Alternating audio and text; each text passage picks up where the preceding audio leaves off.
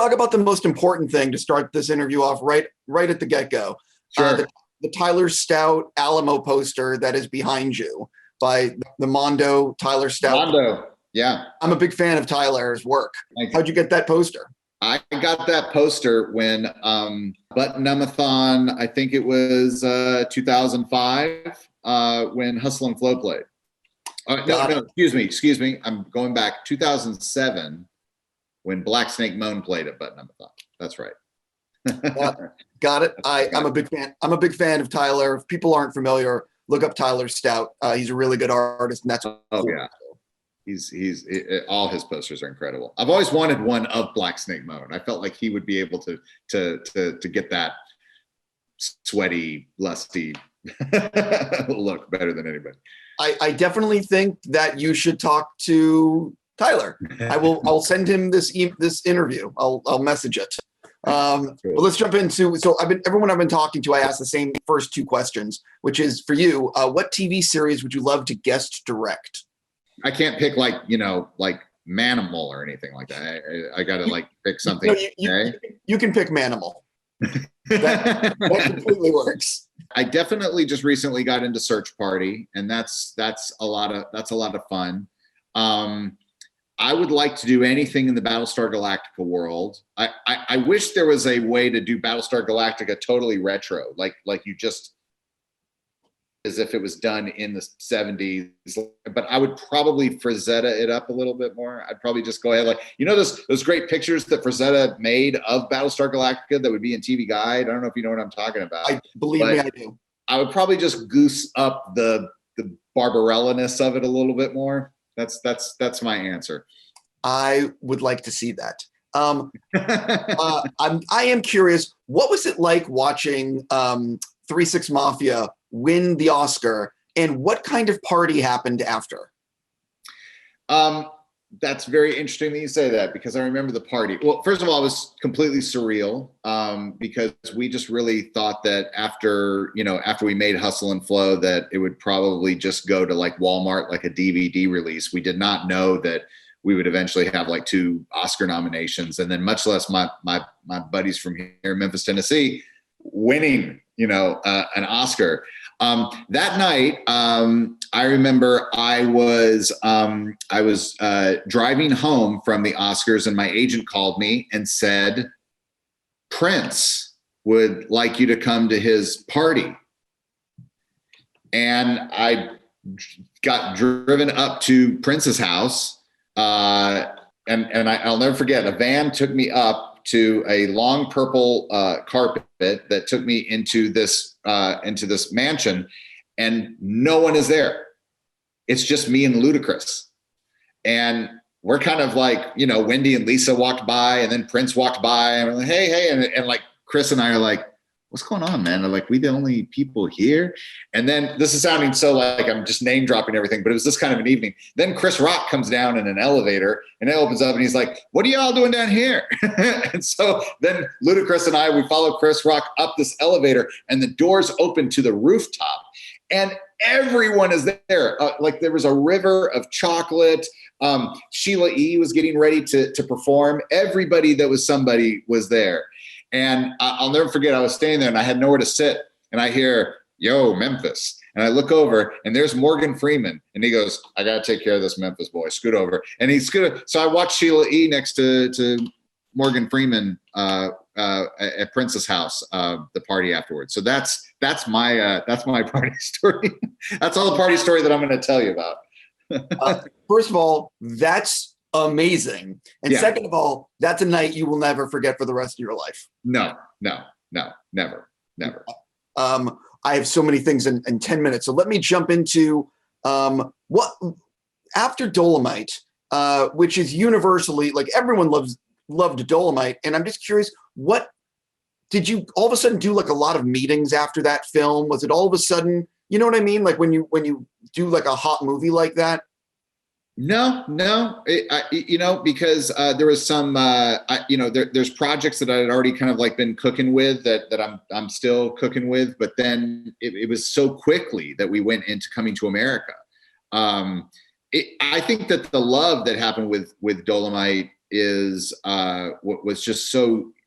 I'm not saying I didn't get plenty of love. I know I did, but so much of it was just like, oh, thank you, Eddie's back. Like we get Eddie Murphy in this really great movie, and so a lot of people were just very curious about our process. It's like, well, that whatever worked between you guys is obviously working.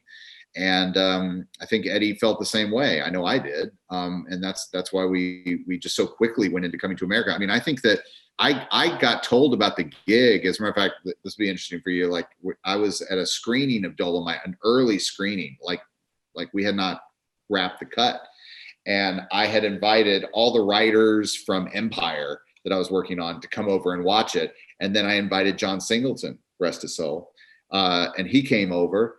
And we watched Dolomite, but right before Dolomite happened, Eddie and Arsenio walked in. And so to see everybody, just their eyes go wide, and I could see Eddie and Arsenio sitting in the front row, but I could see all the writers behind them just going, oh man, there's Eddie, And that night, Eddie asked me if I'd be interested in doing Coming to America too. And so I think at the premiere at Toronto for Dolomite Is My Name, we were already 3 weeks into shooting Coming to America. So it really was my first ever back-to-back movie. Just happened to have Eddie Murphy in it. You made this movie for Paramount.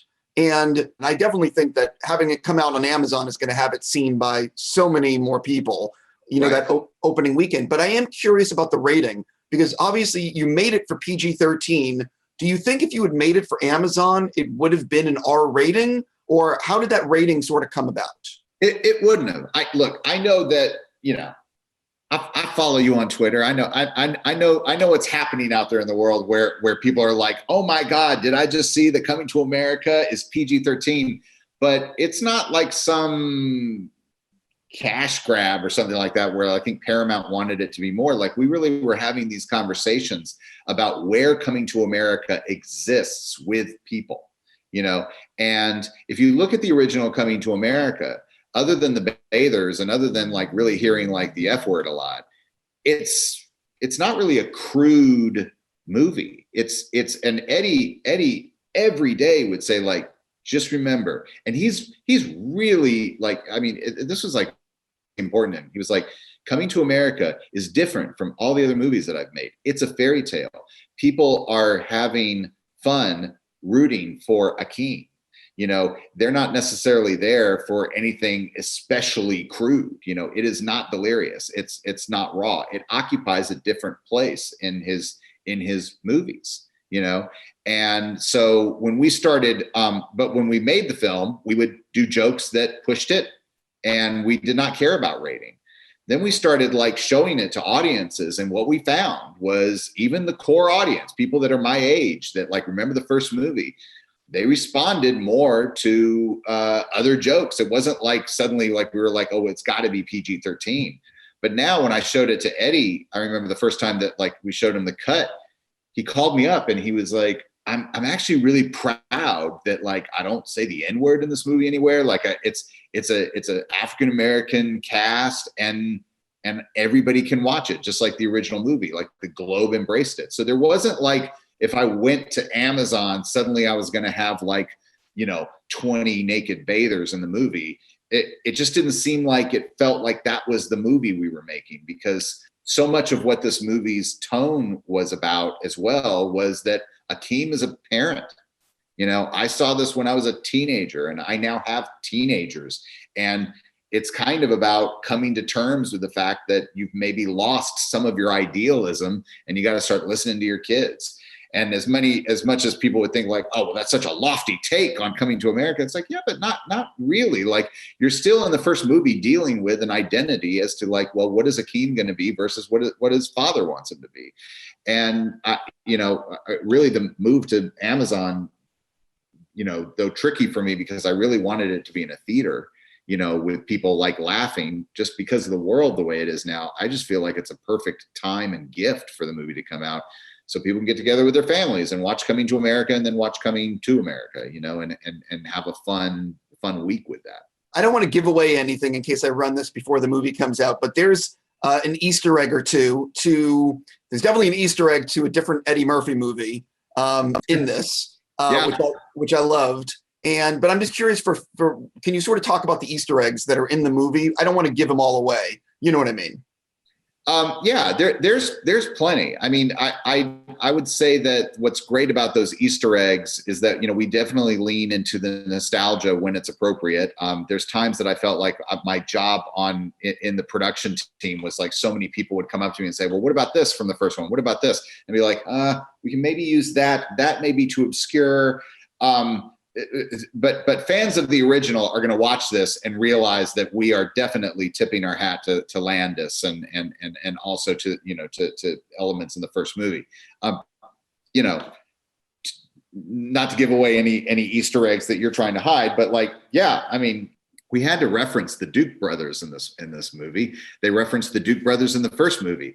I personally, you heard it here, think that would be a fantastic movie. I don't know if it's got to be Coming to America 3 or it's Trading Places 2, but to see Eddie from Trading Places and Coming to America having to be in a movie together dealing with Duke brothers, I don't know. I think that'd be a fun mashup to see. But there's some things that I even was thinking oh, should we utilize this? Meaning like even King Joffrey's crown, You look at that crown, and maybe back in the day it looked good, but today it looks like it's kind of made out of Lucky Charms. It's got all these off-center jewels, that kind of look like the marshmallows and Lucky Charms. But you hold it in your hands and you look at it and you immediately get this feeling this is the crown of King Joffrey. So you would need to have those elements in the movie, even though Ruth Carter, Academy Award winner, is doing these amazingly modern gorgeous costumes. Did you have a much longer cut? Did you have a lot of deleted scenes? Yeah, we did have a few deleted scenes, but not especially. Nothing. There may have been a longer cut that maybe allowed some of the music numbers that I enjoyed so much making in here go a little bit longer. But no, not a tremendous amount. But maybe they'll. I think we have a few that may be coming out. If I could be mistaken, but obviously people in the first movie love Soul Glow. It's a whole thing. And I know there's a poster in this movie on a wall for Soul Glow. Was it ever going to be a bigger part of the sequel? I'm just curious. It's just It wasn't, and what I felt that we could do. I mean, I think that there was a draft once where there was a Soul Glow commercial on TV, and we accounted for that when we filmed. But in the mix of the movie, it just kind of felt a little bit out of place. It almost felt like we were showing it for the fact that we could show it, but it wasn't necessarily moving the movie forward. So what I love about how Amazon is now selling this movie is that now Soul Glow is going to be its own thing, so is Sexual Chocolate.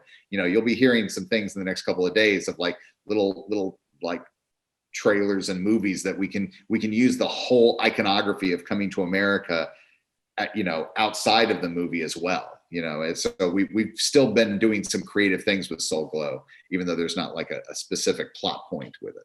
Congrats on everything. Thank you so much. And, I wish you nothing but the best.